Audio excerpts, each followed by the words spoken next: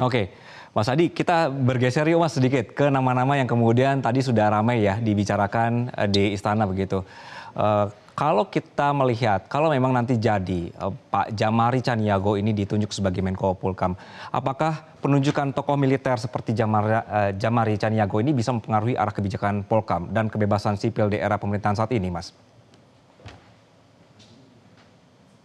Ya, kalau mau jujur ya, Menko itu kan adalah kementerian yang mengkoordinatori sejumlah kementerian yang terkait ya, terutama bidang politik, hukum, dan keamanan. Saya kira fungsi-fungsi Menko adalah sebagai orkestrator untuk memastikan bahwa kementerian-kementerian terkait itu sudah sesuai dengan harapan dan sesuai dengan tupoksi dan sesuai dengan arahan-arahan pemerintah dan presiden. Nah, berkaca dari kasus demonstrasi yang kemarin, ya saya kira memastikan ulang bahwa di kemudian hari ketika ada protes, ada demonstrasi, jangan sampai ada timbul-timbul yang kemudian bisa melahirkan anarkisme, kerusuhan, dan seterusnya, dan seterusnya. Itu yang mesti dilakukan. Saya termasuk yang meyakini bahwa Menko dalam hal ini adalah menteri yang baru akan begitu banyak membuat kebijakan-kebijakan yang bisa dijadikan sebagai petunjuk bagaimana persoalan keamanan, soal ketertiban itu sudah mulai bisa diantisipasi. Tentu berkaca dari kasus-kasus yang sebelumnya, ada demo yang kemarin cukup luar biasa, itu supaya tidak terulang. Kan harapan terbesarnya di negara kita, demonstrasi, protes itu adalah hal alamiah. Protes dan demonstrasi itu adalah bagian dari partisipasi rakyat yang dijamin oleh undang-undang. Tapi yang paling penting adalah protes dan demonstrasi itu harus disampaikan dengan cara yang soft, disampaikan dengan cara-cara yang lunak, dan yang paling penting harus sesuai dengan kaidah-kaidah demokrasi. Begitupun bagi penegak hukum, bahwa setiap aksi demonstrasi yang dilakukan secara damai, tentu jangan dihadapi dengan cara-cara yang sifatnya persuasif. Kan itu saja yang mesti dipastikan dalam konteks bagaimana melihat situasi yang belakangan ini berhembus, terutama kalau kita melihat peristiwa yang kemarin terjadi akhir bulan Agustus, sejumlah demonstrasi yang bergelombang yang dalam banyak hal telah menimbulkan kegaduhan di negara ini.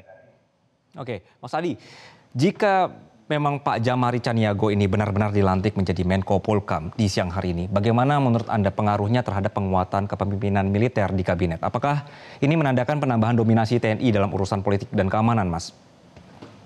Kalau saya sih Mas sebenarnya tidak terlampau melihat itu apa latar belakangnya ya. Pertama yang penting secara prinsip adalah bahwa menteri-menteri yang diangkat itu adalah sesuai dengan kapasitas, sesuai dengan kompetensi, dan yang paling penting adalah menunjukkan komitmen dan keseriusannya untuk menjadi pembantu presiden. Oleh karena itu, kerja-kerja yang berbasiskan meritokrasi, berbasiskan profesionalisme, harus jauh lebih diunggulkan dan lebih ditunjukkan sebagai bentuk khidmat kepada kepentingan bangsa dan negara. Jadi itulah yang saya sebutkan bahwa apakah latar belakang profesional, apakah latar belakang dari partai, apakah misalnya latar belakang dari kawan-kawan aparat. Bagi saya sebenarnya tidak terlampau relevan karena yang ingin dilihat oleh publik adalah soal pembuktian kinerja yang mereka miliki. Kan percuma kita berdebat siapa yang paling kuat memiliki latar Ya. belakang apapun saat ini menjadi bagian dari kekuasaan pemerintah, misalnya menjadi menteri, wakil menteri dan seterusnya. Tapi kalau kemudian kinerjanya tidak bisa dipertanggungjawabkan. Per hari ini sebenarnya publik itu lebih ingin bagaimana menteri-menteri ini bisa menunjukkan bahwa mereka sebagai menteri maksimal bisa bekerja, persoalan-persoalan kerakyatan itu bisa diselesaikan dan ada solusi-solusi yang konkret terkait dengan situasi dan kesulitan hidup yang dialami oleh rakyat. Dan itu saja sebenarnya hal-hal yang saya sebut sebagai sesuatu hal yang prinsip, sesuatu hal yang sifatnya konkret, yang paling penting rakyat itu punya solusi dari persoalan yang dihadapi. Jelajahi cara baru mendapatkan informasi. Download Metro TV Extend sekarang.